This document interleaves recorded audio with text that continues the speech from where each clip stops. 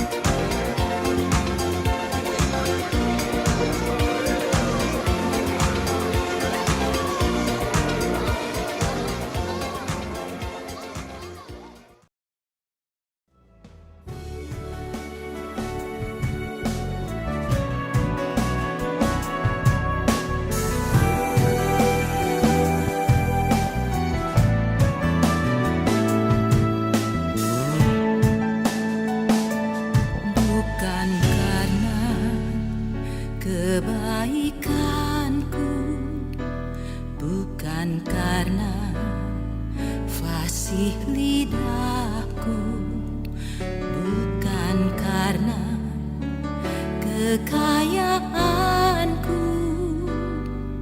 Ku dipilih, ku dipanggilnya, bukan karena kecakapanku, bukan karena baik rupaku, bukan karena kelebihanku. Ku dipanggil, ku dipakainya. Bila aku dapat, itu karenanya. Bila aku punya semua daripadanya,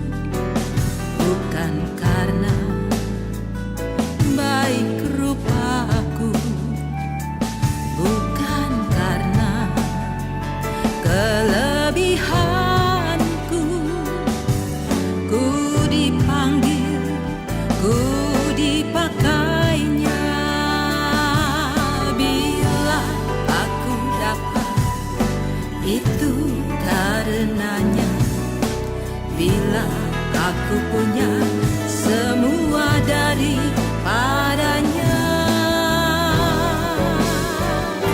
semua karena anugerahnya diberikannya pada kita.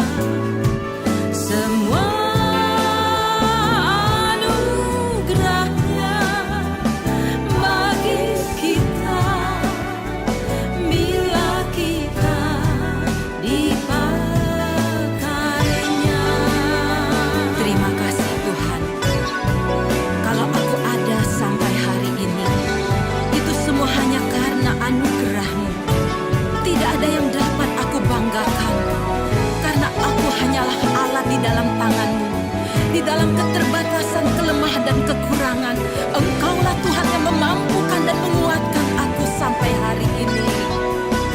Semua karena anugerah-Nya diberikannya pada kita.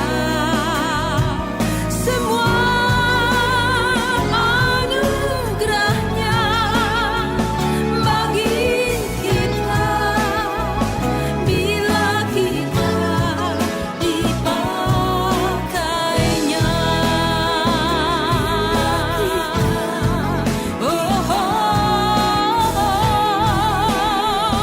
Bila kita dipakainya.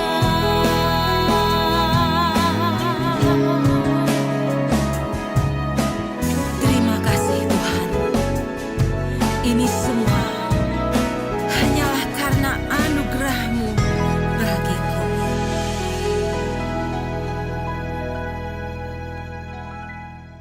Saudara, mari kita akan bersama-sama membaca firman Tuhan. Pada kesempatan ibadah ini kita akan membaca dari kitab Yesaya pasal 43 ayat 18 sampai ayat yang ke-21. Yesaya pasal 43 ayat 18 sampai 21, demikian firman Tuhan. Firman-Nya, janganlah ingat-ingat hal-hal yang dahulu, dan janganlah perhatikan hal-hal yang dari zaman purbakala. Lihat, aku hendak membuat sesuatu yang baru, yang sekarang sudah tumbuh. Belumkah kamu mengetahuinya? Ya, aku hendak membuat jalan di padang gurun dan sungai-sungai di padang belantara. Binatang hutan akan memuliakan aku, serigala dan burung unta, sebab aku telah membuat air memancar di padang gurun dan sungai-sungai di padang belantara untuk memberi minum umat pilihanku. Umat yang telah kubentuk bagiku akan memberitakan kemasyhuranku. Amin. Saudara, berbahagialah kita yang selalu membaca dan merenungkan firman Tuhan. Dan terlebih berbahagia adalah kita yang melakukan firman Tuhan itu di dalam kehidupan kita sehari-hari. Saudara-saudara yang kekasih di dalam Tuhan, firman Tuhan yang akan kita renungkan ini adalah dengan tema melupakan masa lalu dan memandang masa depan. Saudara, di dalam hidup ini setiap orang itu pasti punya masa lalu. Apakah itu masa lalunya yang baik atau masa lalunya yang buruk? Masa lalu yang terang atau masa lalu yang kelam? Hal itu ada di dalam kehidupan setiap manusia, diakui atau tidak diakui. Termasuk umat pilihan Tuhan yang pada waktu itu sedang hidup di dalam pembuangan di Babil pun juga punya masa lalu dalam hidupnya. Hal itu terbukti Bapak, Ibu, dan Saudara di dalam ayat yang ke-18 yang tadi telah kita baca. Dan melalui Nabi Yesaya, Tuhan melarang umat pilihannya yang sedang berada di dalam situasi yang sulit dalam pembuangan itu, supaya umat pilihannya itu tidak lagi mengingat-ingat masa lalu.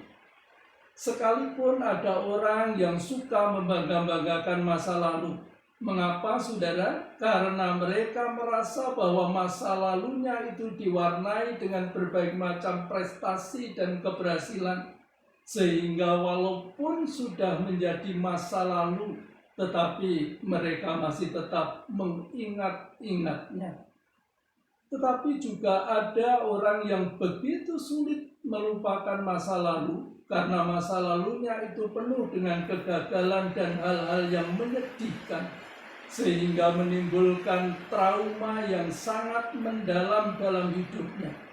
Padahal, saudara, kalau orang terus-menerus dibayang-bayangi oleh masa lalu, maka dia akan sangat sulit untuk bangkit kembali menatap masa depan. Sehingga di dalam ayat 18 yang sudah kita baca tadi, terjemahan Alkitab bahasa Indonesia sehari-hari mengatakan, Tuhan berkata, tidak ada gunanya mengingat-ingat masa lalu, percuma mengenang yang sudah-sudah. Bahkan di dalam situasi yang sulit itu, saudara-saudara yang kekasih, Tuhan menghendaki agar umat pilihannya memusatkan perhatiannya kepada Dia, yaitu Tuhan, yang akan memberikan kepada umat pilihannya sebuah awal yang baru, yaitu bahwa Tuhan akan membebaskan mereka dari kekuasaan Babil yang sudah menguasai selama 70 tahun dan akan memulangkan umat pilihannya itu ke negerinya. Itu yang pertama, saudara-saudara yang kekasih di dalam Tuhan Yesus Kristus. Kemudian yang kedua, itu Tuhan akan menyatakan mujizatnya, membuat yang tidak mungkin menjadi mungkin, membuat yang tidak ada menjadi ada. Di dalam ayat 19b sampai ayat yang ke-20, firman Tuhan mengatakan demikian. Ya, aku hendak membuat jalan di padang gurun dan sungai-sungai di padang belantara. Binatang hutan akan memuliakan aku, serigala dan burung unta, sebab aku telah membuat air memancar di padang gurun dan sungai-sungai di padang belantara untuk memberi minum umat pilihanku. Saudara, Bapak, Ibu yang kekasih di dalam Tuhan Yesus Kristus, inilah yang disampaikan oleh Tuhan kepada umat pilihannya, supaya mereka tidak memusatkan kepada masa lalunya, tetapi memusatkan dirinya kepada Tuhan yang akan membuat sesuatu yang baru bagi umat pilihannya. Itulah yang perlu dipahami oleh umat pilihannya.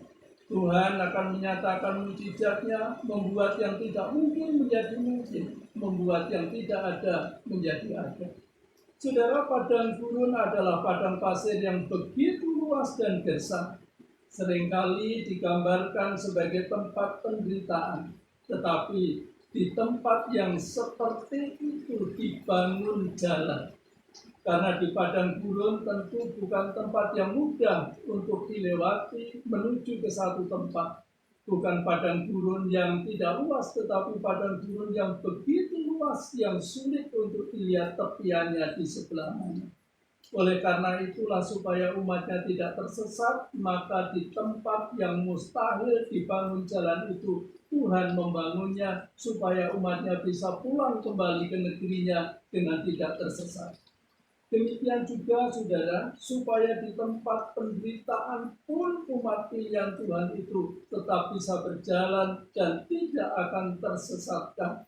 Bahkan di tempat yang sulit sekalipun, Tuhan akan memelihara umat pilihannya seperti yang dituliskan di dalam ayat ke-20 bagian B yang mengatakan, sebab aku telah membuat air memancar di padang gurun dan sungai-sungai di padang belantara untuk memberi minum umat pilihanku.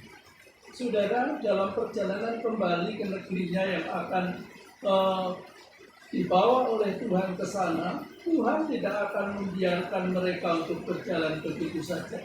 Tetapi di tengah-tengah perjalanan, di tempat yang sulit, di tempat yang sepi itu, Tuhan juga akan terus memelihara umatnya untuk sampai kepada negerinya. Nah, Bapak Ibu yang kekasih di dalam Tuhan Yesus Kristus, karena itulah Tuhan meminta kepada umat pilihannya supaya mereka sungguh-sungguh melupakan masa lalu dan memandang kepada masa depan. Sebab tanpa melupakan masa lalu dan memandang masa depan, maka umat pilihannya itu, saudara, yang pertama tidak akan bisa mengalami perubahan. Ketika orang terus-menerus dibayang-bayangi masa lalu dan tidak berani meninggalkan masa lalu, maka dia tidak akan pernah mengalami perubahan di dalam kehidupannya. Itulah yang pertama yang harus dilakukan oleh umat pilihan Tuhan. Kemudian yang kedua, tidak akan pernah bisa menikmati perlindungan Tuhan dan berkat Tuhan ketika umat Tuhan tidak bersedia untuk meninggalkan masa lalu, maka dia tidak akan pernah menikmati perlindungan dan berkat Tuhan seperti yang telah dikatakan dalam ayat-ayat yang telah kita baca ini. Kemudian yang ketiga, pentingnya meninggalkan masa lalu. Karena dengan tidak meninggalkan masa lalu, maka umat pilihan Tuhan tidak akan bisa menjadi saksi-saksi Tuhan. Karena dia akan tetap menikmati hidup dengan segala cara-cara kehidupan yang lama, yang tidak memuliakan Tuhan dan tidak menjadi berkat bagi sesama. Tapi dengan cara meninggalkan masa lalu, maka umat pilihan Tuhan akan menikmati hidup yang baru.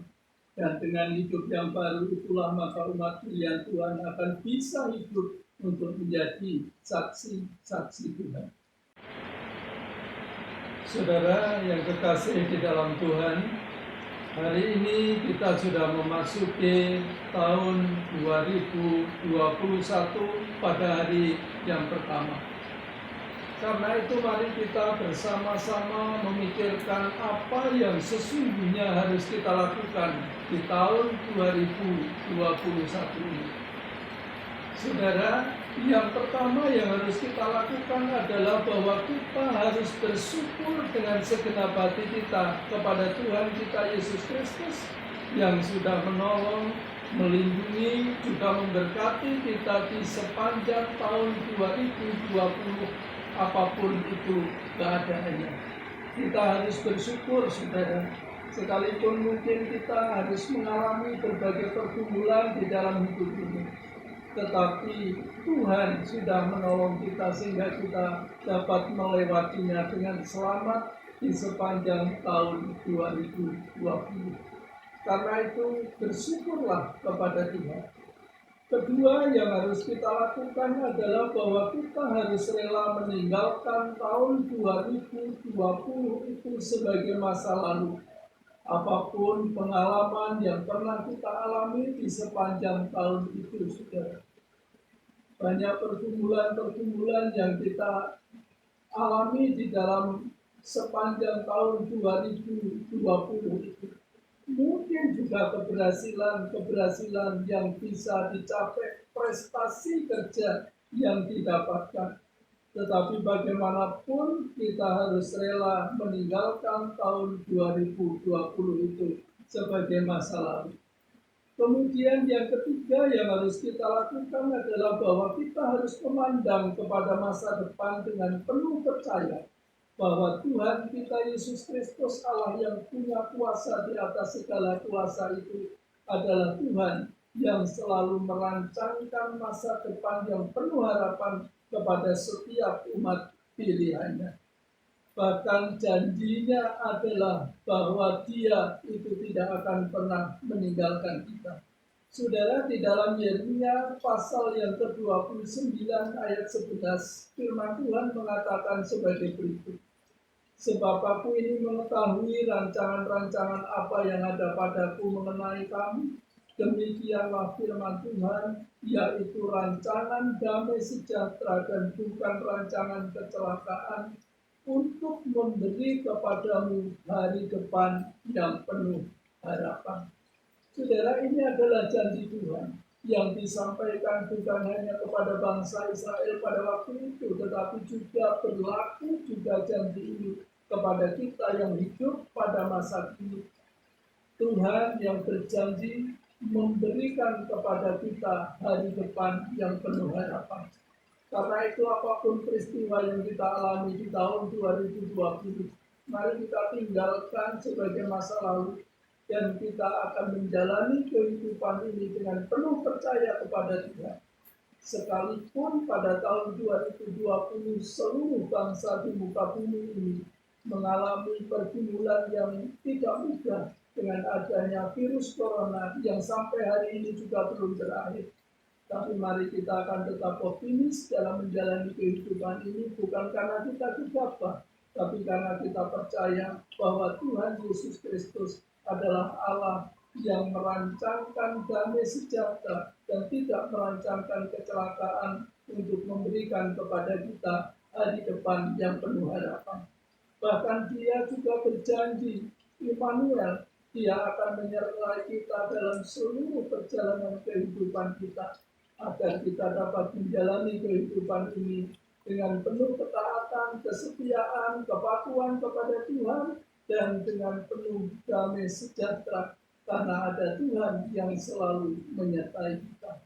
Saudara, mari kita akan bersama-sama dengan segenap hati kita membuktikan kebenaran firman Tuhan itu dalam kehidupan kita sehari-hari, agar kita membuktikan bahwa kita adalah anak-anak Tuhan yang punya keberanian untuk menaruh pengharapan kepada Tuhan dengan meninggalkan masa lalu dan menatap masa depan dengan penuh pengharapan. Tuhan kiranya memberkati kita dengan firman-Nya. Amin.